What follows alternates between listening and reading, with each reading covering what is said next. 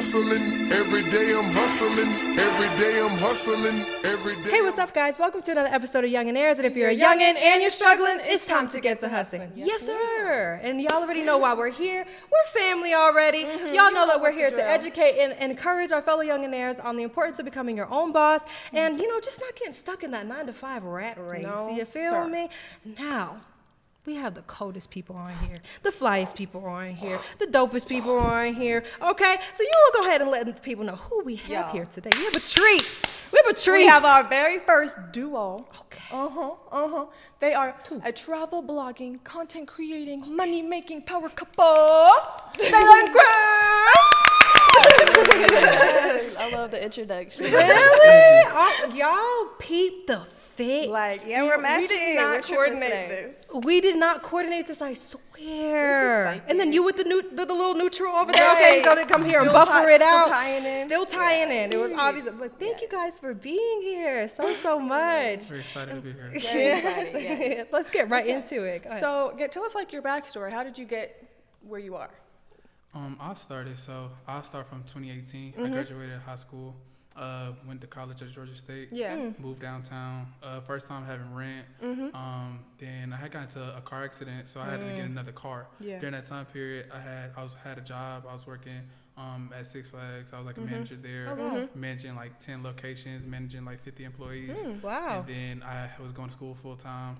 So I decided, I was like, I need money to pay for my rent and to pay for my car. Right. So I was like, I'm gonna start a clothing company. So I started a clothing company. The first week that I launched it, we made $900 that first weekend. That's pretty good. That's really good. good. Cool. That's real good. But the biggest thing that I learned from that experience was I didn't like the fact of having like what is it like overhead, you know what I'm saying? So it's like, okay, I made 900. Half of that is real money. You gotta go overseas. You gotta pay expenses. And stuff. By the time I did that, I was like, okay. So like that was the first lesson I learned of like entrepreneurship. I was like, okay, the next business that I create, I don't want to have any overhead. I want it to be a very lean business where it's like a service-based business, no products. So I'll be able to scale quicker. Right. So then So fast forward. So then I can go what I was doing during that time period. So we've been together for 6 years. We are high school sweethearts. So That's so it's cute. been a while. It's been a while we've been together. So I started my entrepreneurship journey in high school. Actually, I was a baker. So I used to sell like bakery, like cake pops, cakes, things of that nature. I used to sell it in school. So I went to college because you always hear to be successful you have to go to college. So I had a feeling that college wasn't necessarily for me, but I still tried it out. So after the first year, I ended up dropping out. You dropped out as well. But during the time period where we both dropped out, we started traveling. So that's when we started going to all these places. We started doing date nights, going to these restaurants. And then we started realizing like a lot of people, they will always ask us like, where is this place? Where should we go if we want to go here? Right. And we realized we was like, we should actually start documenting like where we go. Documenting the process. So that's when we started Boss Up Travels. That's our travel influencing platform where basically we go to different places and then we partner with brands. That's when we also got to the point where we started partnering with tourism boards. So our most recent was Phoenix and Scottsdale, where basically they did an all-inclusive, where they did the flight, the stay, everything in exchange for us posting. And then, that's a good deal. And then our other one was Chicago, so that was very fun as well. But when we started our own platform, our influencing platform, that's how we got into social media. So you can go from there. And then so basically this like 2020, right? So I had a job, got unemployment. So the unemployment checks was coming in. During that time, I really got into the stock market. So like March, invested everything that I had into the stock market. And like less than a year, everything went up like 100%. And then what I realized, I was like, I want to be a trader. So I was like, I was trading futures and things like that, right? But I was like, to be a real trader, I need to make more money. And then I realized like the foundation to be successful was I needed to have a business, I needed to own stocks, I needed to own real estate, life insurance policy, all of those types of things. All them things. So I was trying to create my own like infinity gauntlet. Right. So I was like, what business can I start? And then So I went back to work just to create more money, even though I was making money like trading. But when you put your money inside the market, it's just sitting there. Yeah. So it's Yeah. like, Can't touch it. yeah, you can't touch it. And capital gains taxes, like 30-40%. Anything you make, you have to pay taxes on it. So when I went back to work, I was working at Amazon. I was being a delivery driver. I feel like that was rock bottom for me, but I think I really needed it. And then it was like 2021. It was like around April. I went to a private networking event at Slush Atlanta when it had first opened up. Earn Leisure, they had a networking event there. Yeah. So I realized that's was the target audience that I wanted to. Yeah. Because Ian actually taught me how to trade futures. Yeah. And I was already a part of the community, and I think I was like 21 at the time. I went there, just bought a new camera. We just got to like 30,000 on TikTok. Yeah. So I went there networking, talking to everybody in the space, right? I was like, look at my page, X, Y, and Z. And then I was talking to him 500. He was like, you ever thought about like running somebody like social media? Like managing somebody else's profile. So our business that we created, it actually came from an accident. Yeah. So I took it. Yeah. Yeah. Those be the best businesses. Talked to everybody who was there, and then I've got like 30 phone numbers. Reached back out. The only person who actually wanted to work with us at that time period was Rashad. So Earn Leisure was our first client. That we had. Wow. I was negotiating. That's the a pretty contract. good first. That's Yeah. a pretty. Yeah. I mean, Yeah. can we ask for Right. Yeah. Started at the top. Yeah. I was negotiating the terms of the contract inside of like somebody's driveway in an Amazon. Yes. It was so funny It was because like perfect timing. you called me, wow. like I was at home while he was at work. He was like, Zayla, guess who just hit me up? I'm like, what? He's like, Rashad. I'm like, Rashad? He said, I'm about to pull over. I don't care about these packages right now. I'm about to call him. We about to make up this contract. That is so crazy. That's amazing. Yes. And then so like the Negotiated the mindset that I contract. was on, I was like, the best way to structure a deal in business is like the deal structure will determine how much money you get. Yeah. So when I first started, when I was like, I can get you to 30,000 followers for like $5,000, right? And this was like on TikTok, like in the blue ocean that I tapped into was during that time period. TikTok was a prominent platform; it just came out. A lot Yeah. of people who's 35 up, they didn't know how to navigate the platform. Yeah, they don't. What we decided to do was we wanted to target that pain point, and once we could show that we can grow their TikTok, we can manage all social media platforms. Yeah. Y'all are nasty. Yeah. So that's what I did. I was like, so for each basically 5,000 followers, I get you, that's $1,000 at the time. I was making $2,500 a month just off Amazon. My thought process, if I get 5,000 a month, 60,000 a year, I can quit. Right. So Right.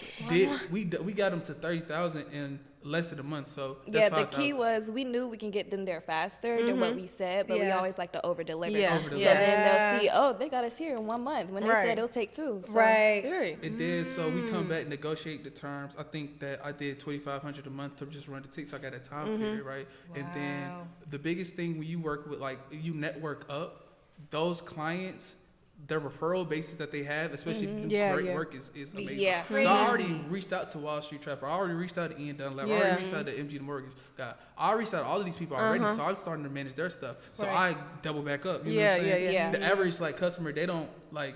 You can't close a sale unless you ask 7 times. That's like around the average. You know what I'm Yeah, saying? and we was able to grow our company strictly on referrals. Like we Yeah. haven't had any advertisements, no posting, like straight referrals. Yeah, so then That's crazy. That's amazing. from there, we started doing trap, and then from there we did Ian, Rents and Gems. and then from there we did Rents and Gems. So like in the first 6 months, I think we got to like over like 10,000 a month off just strictly doing social media. Yeah. Little light flex. He said light flex. Nothing too crazy. Little light. Just a little 10K. Just a little chunk of change. Yeah, that was a different time period. Like, it was crazy. Yeah. Like literally, like 3 months prior, I was delivering packages. Yeah, I was working at with the Michael point. Kors. Won't Yeah. God do it? He do it. He's so Yes. fast. Right. Yeah. He's so fast. Yeah, it was crazy. He's so fast. Said, oh, you ready? Okay. Right. Here it is. There you go. So tell us about what's the worst and the best part about working with each other, about working with your significant other. Well, I'll say the worst part is Yeah, let's go Let's go. Worst. with the Look, worst part. the worst part, but everything's pretty good. But I'll say the main thing is the balance. So you know how like we are in business together, so making sure that we also make sure that we're also in a relationship together because it's easy for work to overlap, and then that be like the only conversation topic. But what we like to do is after like 6 p.m. we try to have all of our work done, and then we use that as quality time to make sure like, okay, we want to go out, make sure we go out to eat, have quality time, date night, just spend time together, because it can easily get stressful, and if you don't have that communication, then I'll say it can definitely be hard. But I'll say the main thing is just the balance. Yeah, and I'd say the bad would be separating it. You know what I'm saying? So it's like, let's say something happened in the company, right? Like, let's say something wrong, we mess up, like on the business side. Like, you're mad at me because of the business, not the personal, Chris. So it's like, you can't like be mad that like I messed up in the business, or I checked you about something that you did in the business, and now you can't use that to carry on. And it's like a very fine line because it's like it's very hard to balance. And I'd say the best part about it is actually like the type of connection that you have with somebody that you're like, you love, you're making money with, you're in business together. It's like a different type of like attachment that you have. Because it's like at the end of the day, no matter if I like, let's say if I had like 10 employees, right? I know she's gonna get it done. Yeah, no it's like matter it's what. a different type of trust that you have, because it's definitely like a strong trust, because I know that he's dependable, and like whenever we need something done, it's gonna get done. It's really that trust factor. Yeah, the trust is different. Like, I want that so bad.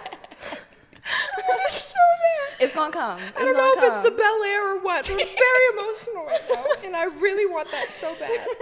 It's coming. I'm manifesting. It is. We're writing it in our journal. But okay, so you guys said that you've been high school sweethearts for 6 years. You said. So when did you guys know that you wanted to start and be business partners, go into business with each other?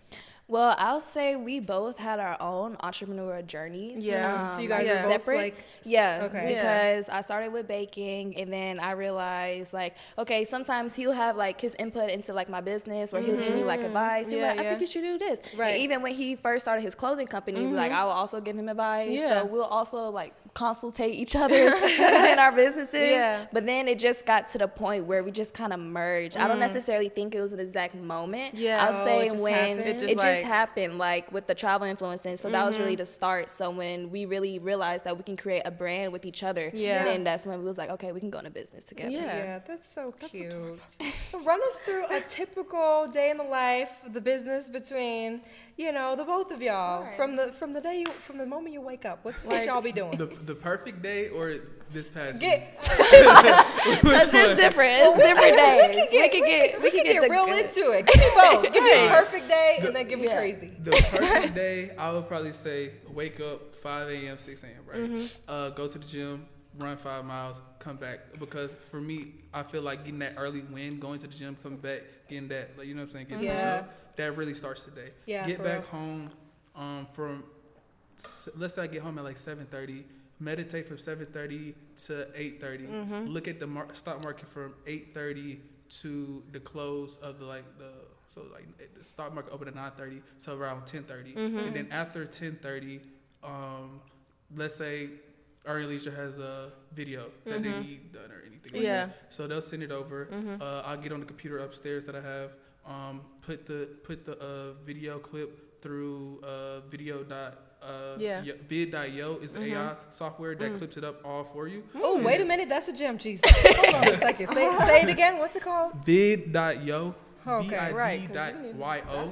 So it's like let's say they send an hour over, right? It's a lifesaver. I could upload it, and it'll, like it says AI generated, so it can do vertical, or it can do horizontal, and it will chop up all your clips.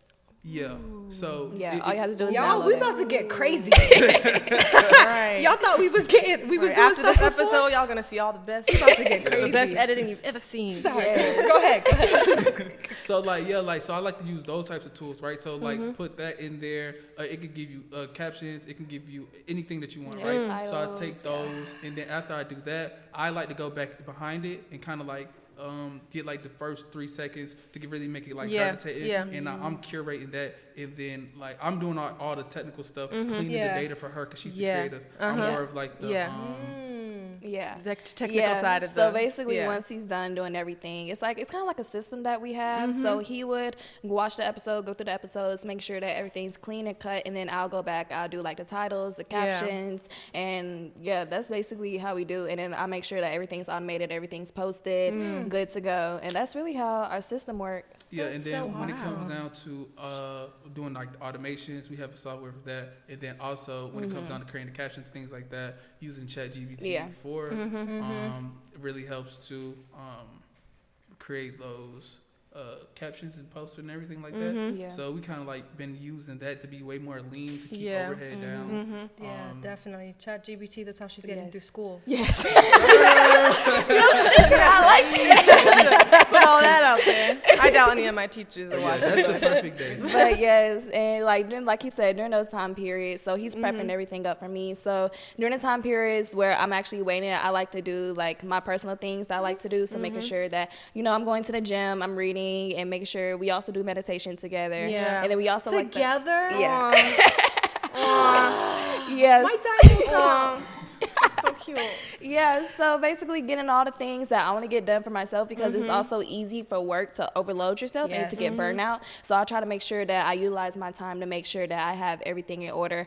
And then also, it also depends on the day, because on Mondays, Tuesdays, and Wednesdays, those are probably our busiest days, because those are when like specific episodes drop. Yeah. So, So Path to Prosperity podcast Path to Prosperity. drops Wednesday. UL podcast drop Tuesday. Market Mondays Monday. Yeah. So Yeah. we have to make sure all of those things are good. So those are probably like our busiest days during the schedule. And then if a client come into town, then of course get like BTS shots, creating content for them, and then making sure that we edit that content over the weekend and get it sent over to them. Yeah. So that's pretty much everything. Pretty much stay in the life. Yeah. And Tuesdays we like to have date nights.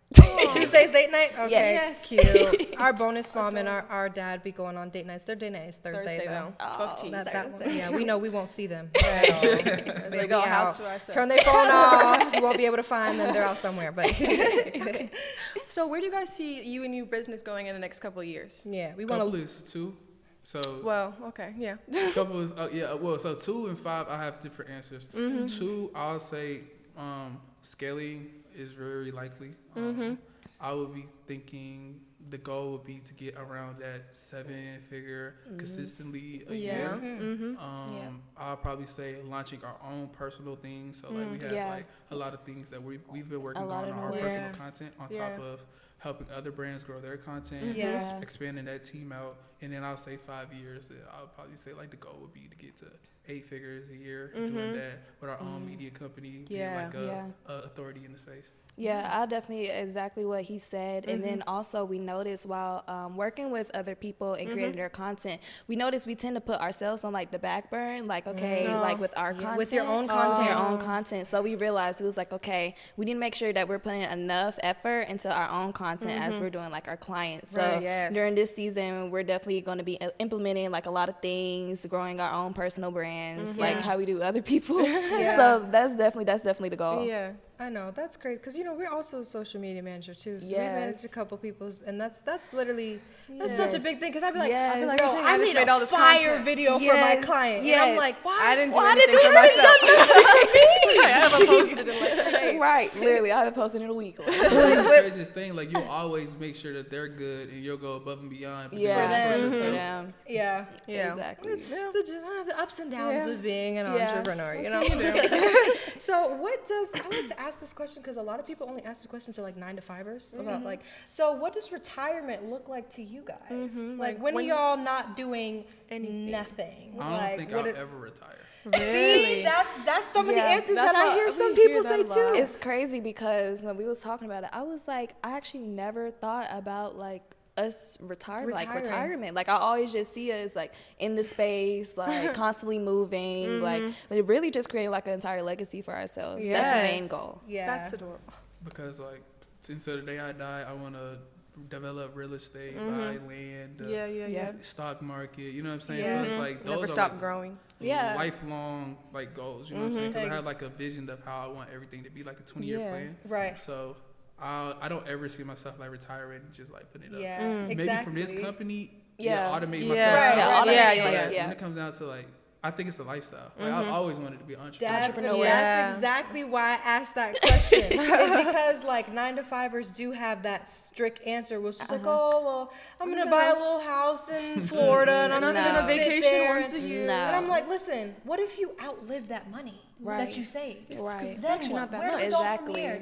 Are you gonna be 98 years old working back at Publix? Have you lost your mind? Whenever I see that, I'm like, oh, exactly. Like that's just and especially with us, like I don't even see us like necessarily staying somewhere. Like whenever we talk about like in the future where we want to move to, where we want to live, we was like we want to live everywhere. Like, like I want a place here. Buy me a house everywhere. We want a house here. We want a house here. A condo here, and literally a bungalow, and I need everything. I can't even go on vacation for more than 5 to 7 days without like, okay, I gotta get productive. You gotta go to like I feel like lazy. Now what? Yeah, I'm telling you, entrepreneurs, we're a different breed of people. We really are. We don't really have like a end goal because we're creators. So creators, we don't ever like want to stop. We don't creating. It's just like exactly. we can start a new business. Be productive. Right. So, who are some people that you guys look up to in your life? Some role models, if you will. You wanna go first? I'll definitely say, I feel like it's a typical answer, but it's true, my mother. Because I'll say she really pushed me into like my entrepreneurship journey because she was an entrepreneur herself. So I'll say she definitely showed me like the ropes. Like she took me to my first networking events. She took me like when I was in high school, I used to do radio. So then she helped me with that. And then she really like, it's like whenever, you know how like your mother, she's always your number one fan. So she always been my number one fan. So I'll definitely say that's somebody that I always looked up to. Oh, that's so cute. I'll say the three people I think had the biggest impact on my life. I'll say first, like the entire Earn Your Leisure. Yes, definitely. So, like, huge impact. Shout out, Earn Your Leisure. Huge because impact. they actually gave me the opportunity to be in a position to change my life. You know what I'm saying? Like, I was 21 years old. You didn't have to take a chance on me. Exactly. You could have went to anybody else. Right. Yeah. So that's the first. Crazy. The second one, I'll probably say Ian. Ian, he helped me like realize you can trade and make $15,000 in less than an hour, and that's really when like the mentality of like business is different. Like, and speaking of Ian, I'll say I'll never forget when he told us Ian had came into town and he just did a podcast with Ash and he told us to come through. We was like, okay, cool. So we went out for lunch afterwards and he told us, he was like, forget you managing me, everybody else, because we manage his as well. He was like, make sure that you put yourselves first, because he's the person who told us that we need to make sure that, of course, we're getting content for our clients, but make sure that we're getting content for ourselves. And I was like, that's our clients. that's the realest thing you can say. Like, that's the realest thing that somebody could say, and I'll never forget when he said that. He was like, at the end of the day, like, the song will eventually stop, like, you know what I'm saying? So it's like at that time period, like if you don't have anything that you built yourself, if you don't own equity in something, then at any point it could get taken away. And having that thought process, it really like made me like, okay, this is different. And then I'll probably say the last person I'll probably say is Jordan Peterson. The 2 books that I read from him that really like shaped the way that I thought about like the world. It made me like look at it from like a whole deeper perspective and things like that, and even learning like more so about like psychology. So I'll say those 3 people. And it's so crazy. Wait, what are the books? You didn't say the books.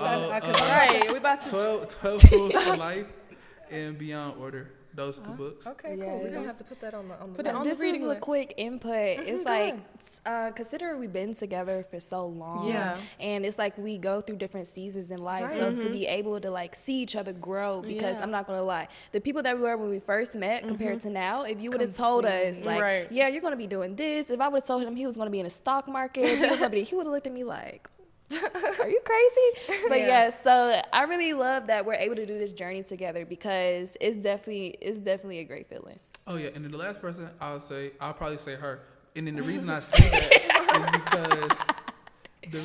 is because I always wanted to be an entrepreneur since I was a kid. Like my mom, she said one of the earliest things that I said, she was like, it always seemed like you've been here. Like when I was 3 years old, she was like, she do say that all the time. She was like, we was right up through McDonald's. I had just got some food. I was like, I want to own a McDonald's one day. How much do the owner of this make? I was saying that at 3, but I was bred out of being an entrepreneur from the time I was 3 to the time I turned 18. You know what I'm saying? Even like in middle school, I was selling candy. You know what I'm saying? Yeah, it's in the blood. But it's like I was always like taught like school, become this, become that, and it's something I didn't want to do. And then she actually gave me the opportunity to actually be myself. If that makes sense. She actually gave me the opportunity, like, all right, let's go to this networking event. Let's get out your comfort zone. Let's try to do this. Let's do this. She been wanting me to start a podcast with her. I did. I was just gonna ask y'all that too. I was like, so please. Yes, Like, when is we this happening? actually are. We actually are. So you guys got the first scoop. Yes. So The couple. Youngnaire, Yes. So we're actually gonna start a podcast, Coupletainment. That's the name. And basically, we're gonna have discussions like this, especially since I don't see like a lot of people our age necessarily with like the knowledge and experience that we have. So we definitely want to cover some topics that we feel like should be discussed, and just having like that healthy. I was just about to say a healthy relationship like, now. Yeah. In this time. No, Jesus. Yeah, we're tired of the toxic. If I pay for this, then you should do this. I'm excited for that podcast. Y'all let me know when that shit drops. I'm excited. Yes, but I definitely agree with what he said, because he definitely has an impact on me too, because I'll say he definitely helped me come out of my shell too, because I'll say he let me basically have my own voice.